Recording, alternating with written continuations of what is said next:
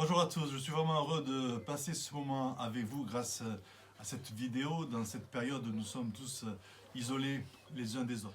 Tout d'abord, j'aimerais dire notre soutien au nom du Conseil apostolique au sein de cette situation inédite.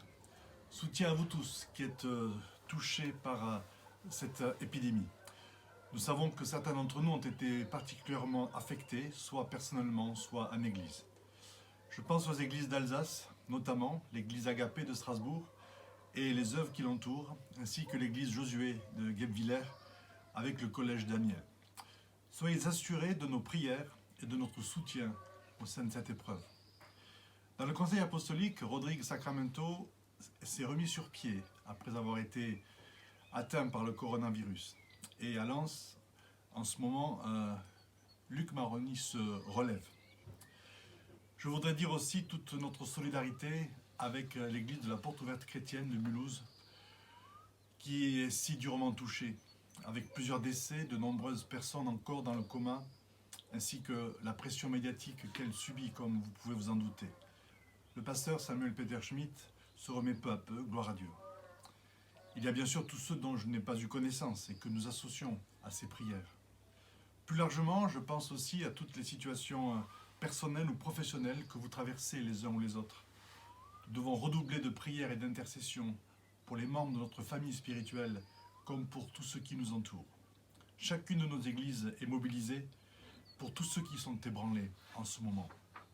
Je pense à ceux qui vivent dans la solitude, ce temps de confinement. Je pense à ceux qui ont perdu des êtres chers. Comment vivre le deuil dans des situations pareilles? Comment maintenir, fortifier l'espérance qui nous anime envers et contre tout? Je pense à ceux qui connaissent la précarité dans leur situation professionnelle, avec l'inconnu, le risque de la perte d'emploi et le stress que cela engendre. Je pense aux chefs d'entreprise, aux professions libérales, dont l'activité est interrompue et dont l'avenir est tellement incertain. Je pense aux familles en danger. On sait que les tensions au sein des couples provoquées par ce temps de confinement ont augmenté. On parle de 32% d'augmentation de violences conjugales. Je pense aussi aux personnes exposées, le personnel soignant, les forces de l'ordre, les aides à domicile, les employés de magasins, l'alimentation, toutes les professions en activité pour le bien de nous tous. Un appel à la prière sera lancé par RNC et ouvert à tous les réseaux avec qui nous sommes en communion, en collaboration, très rapidement. Et vous en aurez toutes les informations, tous les renseignements nécessaires, et nous allons donc mobiliser pour la prière pour notre pays. C'est un temps d'ébranlement qui me fait penser à la parole d'Hébreux, chapitre 12, verset 26. Je lis « Une fois encore, je fais trembler non seulement la terre, mais aussi le ciel. » Les mots « une fois encore » indiquent bien que les choses qui, appartenant au monde créé, peuvent être ébranlées. Ces choses disparaîtront, afin que celles qui sont inébranlables subsistent. C'est pourquoi nous recevons un royaume inébranlable. Attachons-nous à la grâce qui nous permet de rendre à Dieu un culte qui lui soit agréable, avec respect et avec piété. Dans ce texte, ce que je note, c'est ce double mouvement. D'un côté, l'ébranlement. L'ébranlement de tout ce qui est ébranlable. Nous vivons un ébranlement total, inédit. À part ceux qui ont connu la dernière guerre mondiale avec ses horreurs, jamais notre nation, jamais nos nations n'ont été affectées aussi durement. C'est un ébranlement total qui touche nos vies familiales, personnelles, professionnelles, ainsi que la société dans son ensemble. C'est une crise sanitaire doublée d'une crise économique avec des répercussions sociales qu'on ne peut encore mesurer.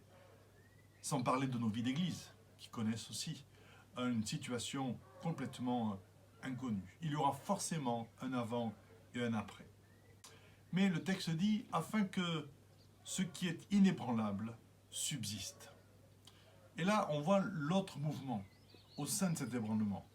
En même temps que l'ébranlement que nous vivons, nous entendons l'annonce de l'émergence d'une plus grande dimension encore du royaume de Dieu.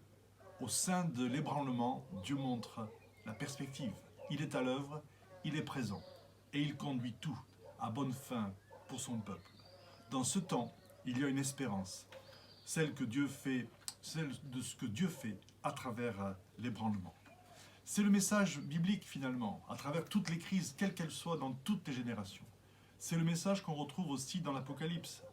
Alors que les jugements, les plaies s'abattent sur les nations, Jean, l'apôtre, voit le règne.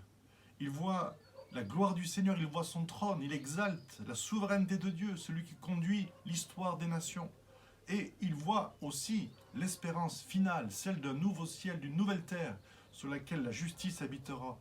Et bien sûr, sans ignorer aussi la persécution, la souffrance qui précédera ce temps de renouvellement. Pour l'instant, c'est un temps d'arrêt.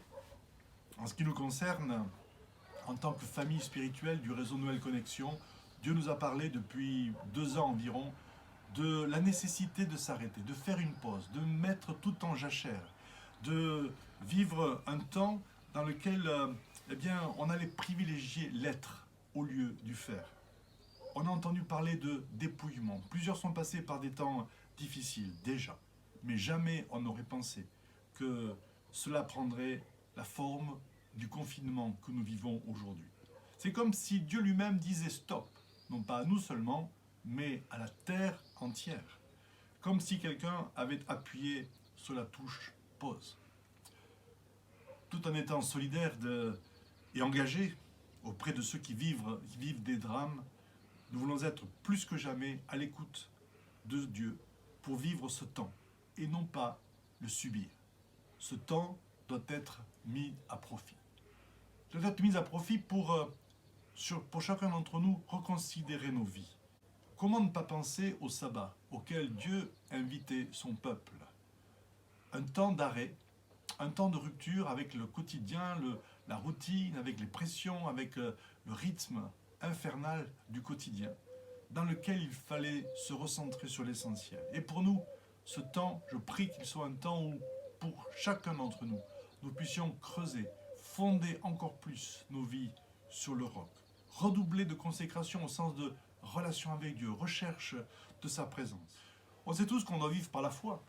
C'est facile quand tout va bien, mais quand nous vivons un temps aussi incertain que le temps actuel, alors vivre par la foi prend encore plus son sens.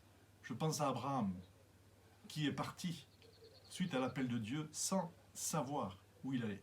Il a affronté l'inconnu dans une parfaite confiance et une parfaite dépendance de Dieu. Vivre par la foi, c'est précisément marcher dans l'inconnu. C'est abandonner nos sécurités. Et nos sécurités, en ce moment, aux uns et aux autres, elles volent complètement en éclats.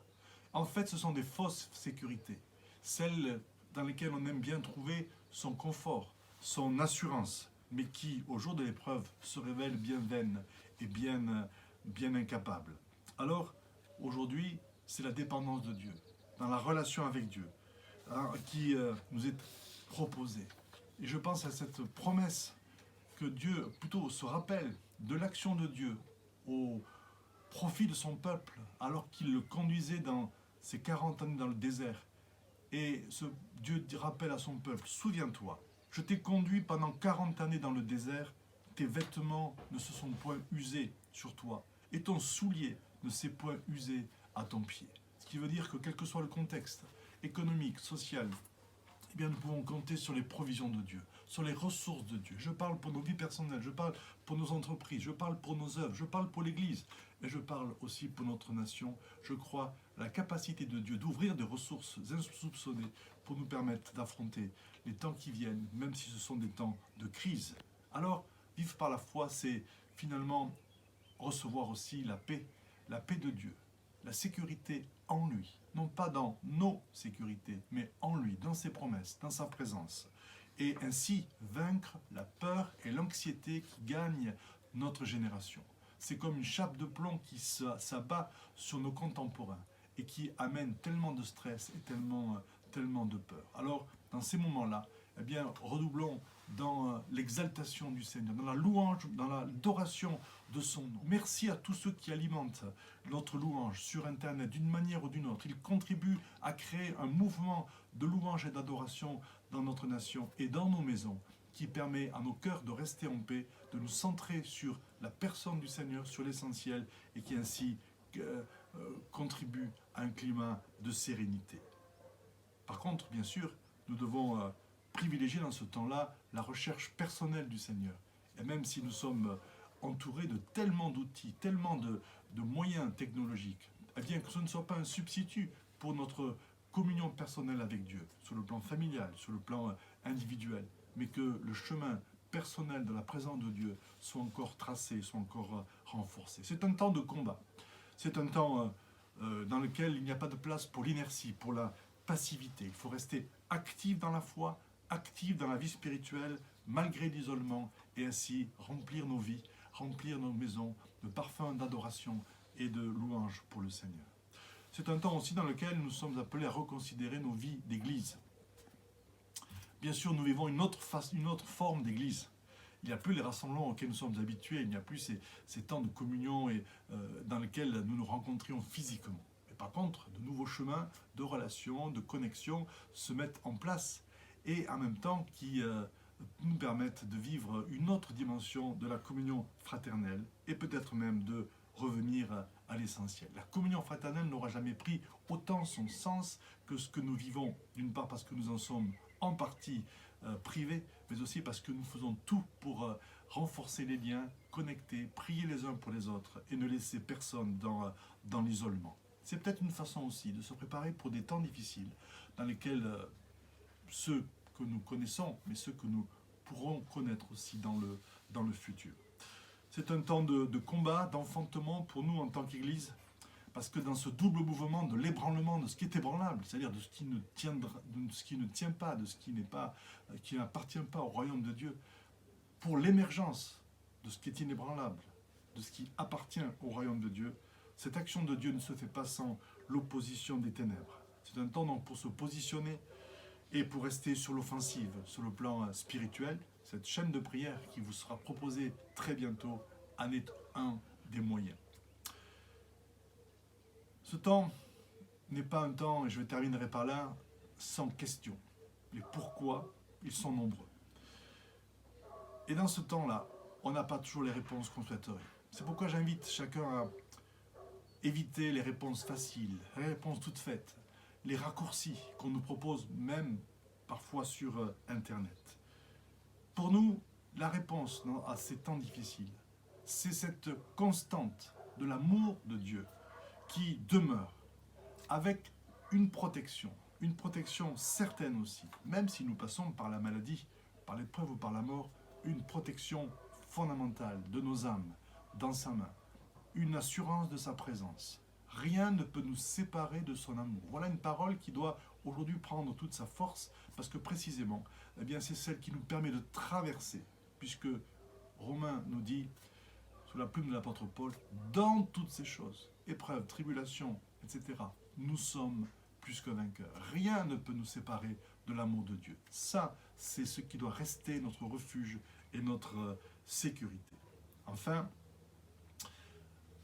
même si nous savons que nous serons vainqueurs de ce temps-là, nous en sortirons plus forts, quelque chose va se passer au niveau de notre nation, une ouverture spirituelle plus grande pour la révélation de Dieu, pour l'annonce de l'Évangile, d'une manière adaptée, appropriée, mais les cœurs s'ouvrent, quelque chose se passe, quelque chose se produit qui permettra à notre nation bien de connaître un renouveau et aussi d'accueillir le roi.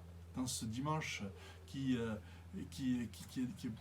arrive, qui est le dimanche des rameaux, frayons le chemin au Seigneur, préparons le chemin, accueillons-le dans nos vies, accueillons-le dans nos maisons, accueillons-le dans notre nation, accueillons-le au sein de cette crise, pour que, par la louange et l'adoration, un chemin soit frayé. Donc nous sortirons de ce temps, bien sûr. Et pour autant, il y aura d'autres temps difficiles. Nous ne sommes pas à l'abri d'autres crises sanitaires, nous ne sommes pas à l'abri d'autres crises économiques, ni d'autres crises ou catastrophes naturelles.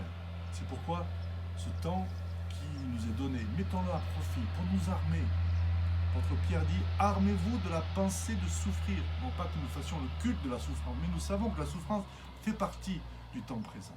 Et c'est pourquoi nous ne voulons pas nous être légers ni inconséquents, mais au contraire nous armer nous muscler spirituellement, nous ancrer dans la présence et dans la parole de Dieu, et ainsi saisir l'occasion qui nous est donnée pour nous fortifier et pour nous préparer, parce que les temps qui viennent sont incertains, mais Dieu lui demeure notre rocher et notre forteresse. Que Dieu vous bénisse dans vos maisons. Je vous invite à célébrer le Seigneur, je vous invite à prendre la Sainte Seine en famille, puisque au départ la Sainte Seine était une pratique familiale, que rien ne soit rompu, cassé de la bénédiction que nous vivons dans nos maisons.